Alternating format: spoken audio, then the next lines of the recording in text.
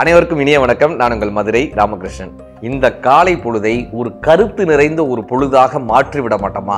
இந்த காலை பொழுதில் நல்ல விஷயங்களை கேட்பதன் மூலமாக இந்த நாளை நாம் வடிவமைத்து விட மாட்டோமா என்கிற பெரிய முயற்சி தான் இந்த நிகழ்ச்சியினுடைய மாபெரும் நோக்கமே.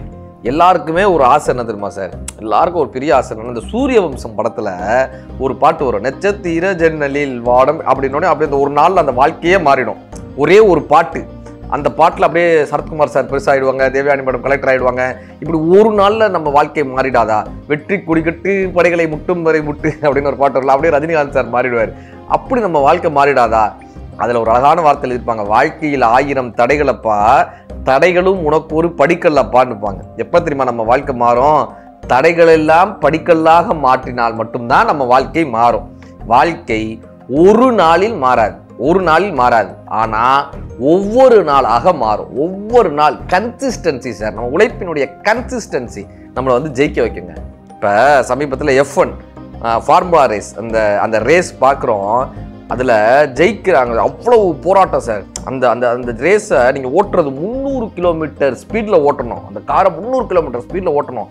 அதுவும் சாதாரண நேர் ரோடு கிடையாது. இப்போ நம்ம சென்னையிலேருந்து மதுரைக்கு போகிறோம்ல, 80 கிலோமீட்டர் ஸ்பீடில் நேர் ரோட்டில் ஓட்டுறதே கஷ்டம்.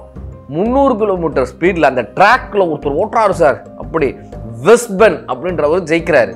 இப்போ அந்த ஓட்டணும்னா, அந்த ட்ராக்ல ஓட்டணும்னா 5 புலன்களும் அப்படியே ஆக்டிவேட்டா இருக்கணும் சார். 5 புலன்களும், கண்ணு, காது, மூக்கு, செவி, உடல், மெய் எல்லாமே ஒரு நேர்கோட்டில் ஒரே சிந்தனையோட 300 கிலோமீட்டர் வேகத்தில் காரை செலுத்தும் போது இம்மி அளவு கவனச்சிதைவு ஏற்பட்டா கூட அது மிகப்பெரிய ஒரு விபத்துல உள்ளாக்கி உயிர் சேதம் ஏற்படுற அளவுக்கு மாறிடும்.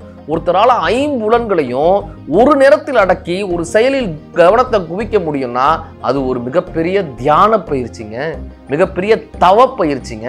இது ஒரு நாளில் ஏற்பட்டுருமானா கண்டிப்பான முறையில் முடியாது. கோடி கணக்கில் அதுக்கு பரிசு. ஜெயிச்சுட்டா, F1 கார் ரேஸ்ல ஜெயிச்சுட்டா கோடி கணக்கில் பரிசு. அது ஒரு நாள்ல நடக்காது. போட்டி வேணா ஒரு நாள்ல நடக்கலாம், 1 மணி நேரத்தில் முடிச்சு அவருக்கு கோடி கணக்கில் பரிசு கொடுத்துடலாம். ஆனால் அந்த 1 மணி நேரம் அவர் ஓட்டுவதற்கு வாழ்க்கையில் எத்தனையோ வருடங்களே அவர் செலவழிச்சிருக்கணும் அந்த பயிற்சிக்கு, இல்லையா? இப்போ வெஸ்ட்பன் ஜெயிக்கிறாரு, அவருக்கு அவ்வளோ கோடியான பரிசு கொடுக்குறாங்க. அந்த 5 புலன்களையும் நேர்கோட்டில் கொண்டு வந்து ஒருவர் ஜெயிக்கிறார் என்று சொன்னால் அதற்கு எத்தனை பெரிய பயிற்சி இருந்திருக்கணும், எவ்வளோ பெரிய முயற்சி இருந்திருக்கணும். இந்த பயிற்சியும் இந்த முயற்சியும் இருந்தால் மட்டுமே, தொடர் முயற்சி இருந்தால் மட்டுமே இந்த வாழ்க்கையில் ஜெயிக்க முடியுன்றதை இந்த F1 கார் ரேஸ் நம்ம காமிச்சிட்டு போகுது.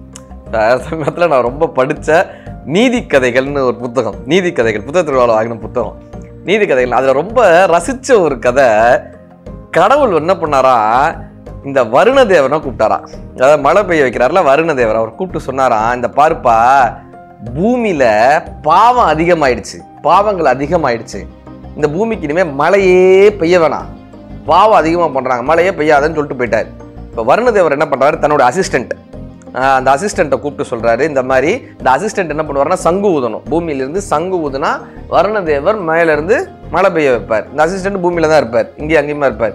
அவர் சங்கு எடுத்து ஊதிட்டாருன்னா வருணதேவன் மழையா பொழிஞ்சிருவார்.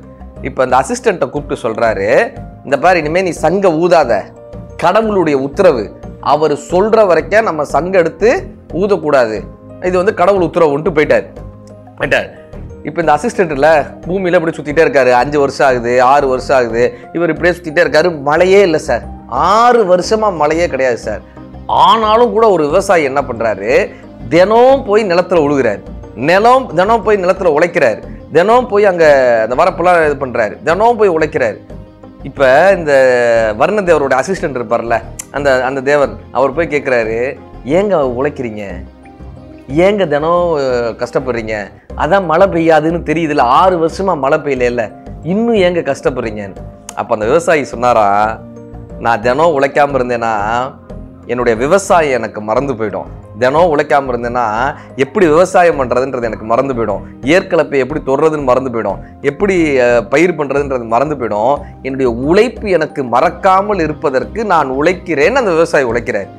இப்போ இந்த அசிஸ்டண்ட் தேவன் இல்லை, வருணதேவருடைய அசிஸ்டண்ட், அவர் யோசிச்சாராம், ஐயோ நான் 6 வருஷமா சங்கு ஊதலையே, இந்த சங்கு ஊதுறது எனக்கு மறந்து போயிடுச்சுன்னா நான் என்ன பண்றது, ஒரு தடவை நம்ம ஊதி பயிற்சி பண்ணி பார்த்து போன்ட்டு சங்கு எடுத்து ஊத இப்ப வருணதேவன் நினைச்சாரா, ஒருவேளை கடவுள் தன்னுடைய உத்தரவை மாத்திட்டாரு போல, அதனால தான் இங்க சங்கு ஊதப்படுது, சங்கு ஊதினால் நம்ம மழை பெய்யணும்ன்றது நமக்கான உத்தரவுன்னு வருணதேவன் மழையாக பொழிந்தார், இந்த பூமி செழித்ததுன்னு அந்த வரலாறு. என்ன தெரியுமா அந்த கதை, நீதி கதை என்ன தெரியுமா அர்த்தம்?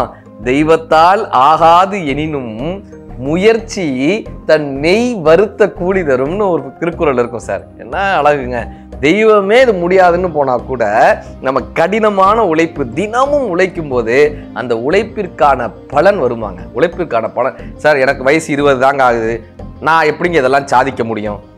என் வயசு 60 ஆயிடுச்சுங்க, நான் எப்படிங்க நான் ஒன்று சொல்லட்டுமாங்க, பகத்சிங் அந்த இளைஞர்களுக்கெல்லாம் மிகப்பெரிய போராட்ட உணர்வை கொடுத்த போது பகத்சிங்கோடைய வயது வெறும் 23ங்க.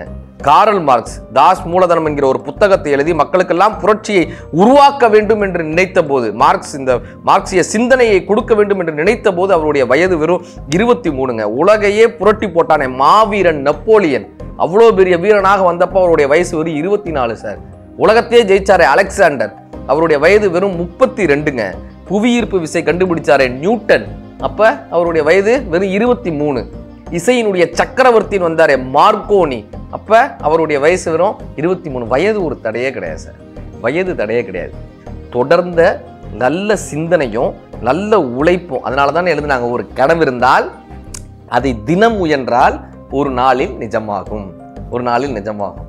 ஒரு நாளில் எல்லா நாளும் தொடர்ந்து செய்யும் சார். கலியமூர்த்தி சார்னு ஐபிஎஸ் ஆஃபீஸர் கலியமூர்த்தி சார், அவர் ஒரு மேடையில் பேசுகிறப்ப சொல்கிறாரு, எப்பயுமே துப்பாக்கி சுடுதல் போட்டி இருந்துச்சுன்னா அந்த போலீஸ் ஆஃபீஸருக்குலாம் துப்பாக்கி சுடுதல் போட்டி நடக்கும்ல, எப்பயுமே அந்த போட்டியில் இவர் தான் ஃபர்ஸ்ட் வருவாராம் சார். கலியமூர்த்தி சார் தான் ஃபர்ஸ்ட் வருவாராம். எப்பயுமே தொடர்ந்து 15 வருஷம் அதை தொடர்ந்து வாங்கியிருக்காரு. இவர் தான் எப்பயுமே ஃபர்ஸ்ட் வர்றவர். ஒரு முறை சார் இன்னொரு பொண்ணு தமிழ்நாட்டை சேர்ந்த பஞ்சாபை சேர்ந்த இன்னொரு பொண்ணு நினைக்கிறேன், அந்த பொண்ணு ஃபர்ஸ்ட் வாங்கிடுறாங்க. இவரை விட அந்த ரைஃபிளில் அவர் ஃபர்ஸ்ட் வாங்கிடுறாங்க. இவர் போய் கங்க்ராச்சுலேட் பண்ணிட்டு சொல்றாங்க, அந்த பொண்ணு சொன்னாங்களா, நான் யார் தெரியுமா, உங்களிடம் ஒவ்வொரு முறையும் தோற்கக்கூடிய, அவங்க அப்பாவுடைய பேர் சொல்றாங்க, ஒவ்வொரு முறையும் எங்க அப்பா உங்களோட போட்டி போடுவாரு, நீங்க எங்க அப்பாவை எப்பயுமே ஜெயிச்சிடுவீங்க, எங்க அப்பாவுக்கு ஒரு முறையாவது உங்களை ஜெயிக்கணும்னு ஆசைப்பட்டாரு, அவர் சர்வீஸ்ல இருக்கிற வரைக்கும் அவரால் முடியவே இல்லை, அதுக்கப்புறம் நான் இதற்காகவே பயிற்சி பண்ணி போலீஸ் ஆஃபீஸரா வந்து துப்பாக்கி சுடுதல் போட்டியில கலியமூர்த்தி சார் 4 மணி நேரம் பிராக்டிஸ் பண்ணா இந்த பொண்ணு 6 மணி நேரம் பிராக்டிஸ் பண்ணுவாங்களாம். பிராக்டிஸ் பிராக்டிஸ் பிராக்டிஸ்ன்னு தொடர்ந்து உழைத்து கொண்டே இருந்தேன், அந்த உழைப்பின் பலன் தான் இதுன்னு அவங்க சொல்றாங்க. இப்போ கலியமூர்த்தி சார் சொல்றாரு, இந்த பயிற்சி இருக்கக்கூடிய ஒரு மனிதரை யாராலும் ஜெயிக்கவே முடியாதுன்றாரு. வெறும் திறமை மட்டும் வெற்றியை தந்துடாது, தொடர் பயிற்சி, தொடர் முயற்சி, தொடர்ந்து அந்த செயலை நோக்கி பயணித்தல். வாய்ப்பு வரும்போது தந்தி வேகத்தில் இருக்கணுமா, வாய்ப்பு கிடைப்பதற்கு தந்தி வேகத்தில் செயல்படணுமா, வாய்ப்பு கிடைக்கும் போது மின்னல் வேகத்தில் செயல்படணுமா, மின்னல் வேகத்தில் செயல்பட்டு அந்த வாய்ப்பை பிடித்துக் கொள்ளணும். அப்படி யாரால் செயல்பட முடிகிறதோ அவர்கள் வெற்றியாளர்களாக மாறுகிறார்கள். அவர்களது வாழ்க்கை இந்த நாள் மட்டுமல்ல, எல்லா நாளும் இனிய நாள் தான். நன்றி.